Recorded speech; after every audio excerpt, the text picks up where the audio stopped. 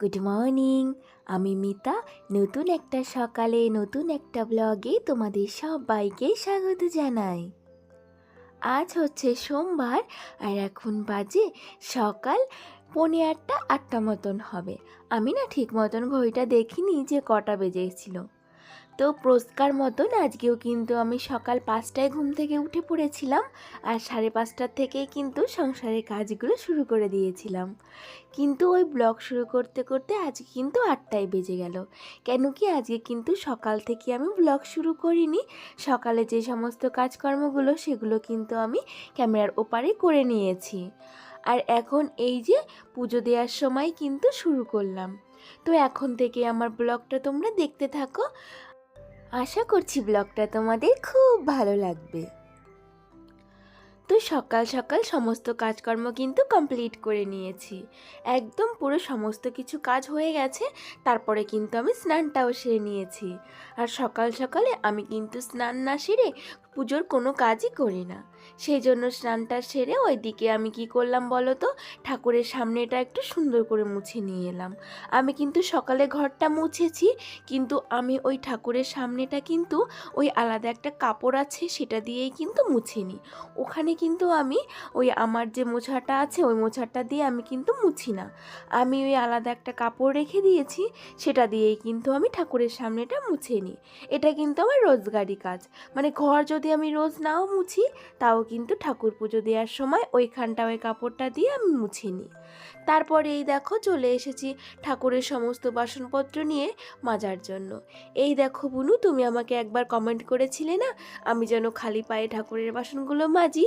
তো এই দেখো আমি কিন্তু খালি পায়ে ঠাকুরের বাসনগুলো মেজে নিচ্ছি। তোমরা কিন্তু আমাকে অনেক ভালো ভালো কমেন্ট করো, আর সেগুলোর থেকে না আমি অনেক কিছু শিখছি জানো তো। আর আমার সেটা কিন্তু খুব ভালোও লাগছে। এর আগের একটা ভিডিওতে আমি একটা কমেন্ট কিন্তু অনেকগুলো পেয়েছি। সেটা কি বলো তো? সেটা হচ্ছে ভোলে বাবাকে কখনোই তুলসী পাতা দিতে নেই। তো আমি না এটা ভালো করে জানতাম না। আমি তো রোজ যখন পুজো দিই তখন না তুলসী পাতা দিতাম। কেন কি এই যে বিয়ের পরে এখানে এসেছি, এখানে এসে না তেমন একটা বেলপাতা পাওয়া যায় না। মানে পাওয়া যায়, একটা গাছ আছে কিন্তু অনেকটাই বড়, সেখান থেকে আমি পারতে পারি না। আর আমি এখানকার বউ হয়ে কোথায় বা বেলপাতা আনতে যাব বলো? সেই জন্য না ওই তুলসী পাতা দিয়েই কিন্তু আমি পুজো দিতাম। কিন্তু তোমরা আমাকে অনেকেই বারণ করেছো যে মহাদেবকে কিন্তু তুলসী পাতা দিতে নেই। তো সেই কারণের জন্যই দেখো আজকের থেকে বলবো না, তারপরের দিন থেকেই কিন্তু আমি তুলসী পাতা দেওয়া বন্ধ করে দিয়েছি। তো আজকে যেভাবেই হোক আমি কিন্তু বেলপাতা জোগাড় করে নিয়ে এসেছি জানো তো। মানে এখন কি বলো তো, এখন একটু ভালো ভালো বেলপাতা পাওয়া যাচ্ছে। আর এমন এমন সময় হয় যে বেলপাতা কিন্তু পাওয়াই যায় না, তখন এমনিই পুজো দিতে হয়। আর আমার গাছে না একটা নীলকণ্ঠ ফুল ফুটেছিল, আর সেটাই কিন্তু আমি বাবাকে দিয়ে দিলাম। আর এই দেখো বেলপাতাও কিন্তু আমি তুলে নিয়ে এসেছি, আর সেটা দিয়েই কিন্তু আজকে পুজো দিয়ে নিচ্ছি। দেখেছো তো, তোমাদের বললাম না, তোমাদের থেকে কিন্তু আমি অনেক কিছুই শিখে যাচ্ছি। তো এই রকম ভালো ভালো তোমরা কমেন্ট করবে, আর আমি যেটা ভুল করব সেটা কিন্তু আমাকে ধরিয়ে দেবে। এতে করে কিন্তু আমার খুবই ভালো লাগে জানো, যে তোমাদের কাছ থেকে আমি কত কিছুই না শিখতে পারি। এরপরে দেখো সোজা চলে এসেছি রান্নাঘরে। কালকে একটু দুধ আর এই যে সুজি ছিল, মানে সুজিটা কি বলো তো মামামের জন্য বানিয়েছিলাম। তো মামাম খেয়েছে আর একটুখানি বেশি রয়ে গেছিলো, তো সেটা না আমি ফ্রিজে রেখে দিয়েছিলাম। আর সকালে ভাবলাম ওটা দিয়েই এখন মুড়ি দিয়ে খেয়ে নেওয়া যাক। এরপরে মামামকে কিন্তু সকালে ম্যাগি করে খাইয়ে দিয়েছি। সকালে একটু রান্না দেরিতেই করব, সেই জন্য মামামকে ম্যাগি খাইয়ে দিয়েছি, আর আমরা ওই সুজি আর দুধটা দিয়ে মুড়ি খেয়ে নিয়েছি। আজকে আর চা করা হয়নি। তারপরে এখন চলে এসেছি দেখো, কালকে হাজব্যান্ড না মামামের জন্য কয়েকটা লিচু নিয়ে এসেছিলো, আর সেটা কিন্তু মামাম কালকে অনেকটা খেয়েছে, আর না ভালোও খেয়েছে। সেই জন্য এখন মামামকে কটা লিচু এই যে ছাড়িয়ে দিচ্ছি। আর ও একাই ছুলবে, আমি ওকে ছুলে দিতে বললাম যে দাও আমি তোমাকে ছুলে দিচ্ছি, ও শুনবে না। দেখো একা একাই ছুলবে, বলছে না আমি একা একাই ছুলে খাবো। আমি বললাম কবার দাও আমি তোমাকে সুন্দর করে ছুলে দিই, না সেটা হবে না, ও নিজে নিজেই ছুলে খাবে। আর এই দেখো এইখানে এই কোনায় গিয়ে বসে পড়েছে বাটিটা নিয়ে, ছুলে ছুলে মানে নিজে নিজে খাবে। এই দিকে থাকলে আমি যদি ধরে ফেলি, সেই জন্য একদম ওই কোনায় গিয়ে বসে পড়েছে। যাতে আমি ওকে ধরতে না পারি আর লিচুগুলো আমি ছুলে না দিতে পারি। সত্যি দেখেছো, এইটুকু মানুষেরই কত বুদ্ধি যে দূরে গিয়ে থাকলে আমি ওকে ধরতে পারবো না। চলো তাহলে মাম্মাম ওইদিকে লিচু খাক, আর এই দিকটায় দেখো কি করেছে। আর এইটা কিন্তু রোজ আমার 2-3 বারের কাজ, জানো তো। তো তোমাদের একবার দেখিয়ে দিই। এই যে এটা এখানে রোজ 2-3 বার করে মাম্মাম এটা টেনে টেনে নিচে ফেলবে। কেন কি বলো তো, এই যে এখানে একটা টেডি বিয়ার থাকে বড়, সেই টেডি বিয়ারটা টান মারবে আর সমস্ত কিছু পড়ে যাবে। ও কিন্তু খেলবে না, ওইটাই ওর কাজ। ওই টান মেরে ফেলে দেবে, ব্যাস ওই অবধি। আর এই যে এখানে এই যে টেডি বিয়ারটা থাকে, আর নিচে ওই যে ছোট্টবেলায় মাম্মামকে ওটা কিনে দিয়েছিলাম বসার জন্য। বসেছে তো 22.5, ওই কিনেছিলাম ওই আর কি। তো বসা আর কই হলো, যখন একটু জোর জবরদস্তি বসাতাম তখন একটু বসতো, ওই কতক্ষণ আর কি। তো চলো তবে এই যে এখন আমি রান্নাটাও শুরু করে দিয়েছি, আর আজকে রান্নাটা একটু বেলায় বেলায় করছি। দুপুরে আর কিন্তু রান্না আজকে আর করবো না। তারপরে আজকে আবার ভোটের ব্যাপারও আছে, একটু ভোট দিতেও যেতে হবে। তো দেখো তার জন্য এই যে আমি রান্নাটাও বসিয়ে দিয়েছি। আর সবজিগুলো না, সত্যি কথা বলতে আজকে কিন্তু বড়মশাই আমাকে কেটে দিয়েছে সমস্ত সবজিগুলো। ওই যে ওইদিকে আমি মাম্মামকে নিয়েছিলাম, আর এইদিকে বড়মশাই আমাকে একটু সবজিগুলো কেটে দিল। কবিতা বাহার নামে একটা বুনু আমাকে কমেন্ট করেছে। বুনুটা আজকে আমাকে প্রথম কমেন্ট করলো, বলেছে তোমার ভিডিওগুলো খুব ভালো লাগে দি ভাই, তোমার থেকে শেখা যায় কিভাবে অল্পতে খুশি থাকা যায়। সত্যি কথা বলতে হ্যাঁ গো, আমি কিন্তু সত্যি খুব অল্পতে খুশি থাকি, জানো তো।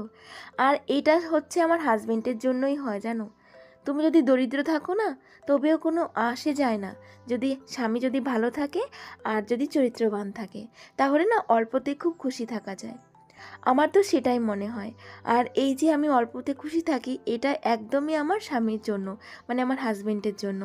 ও আমাকে সত্যি খুব ভালোবাসে। আর কি বলো তো, ও খুবই ভালো, মানে চরিত্রের দিক দিয়ে বলো, ব্যবহারের দিক দিয়ে বলো, সমস্ত দিক দিয়ে কিন্তু খুবই ভালো। আর সেই জন্যই কিন্তু আমি এতটা হ্যাপি থাকতে পারি। সংসারে যদি হাজবেন্ডের ভালোবাসা পাওয়া যায় না, তাহলে আর কোনো কিছুই লাগে না। টাকা পয়সা একটু কম থাকলেও না কোনো অসুবিধা হয় না।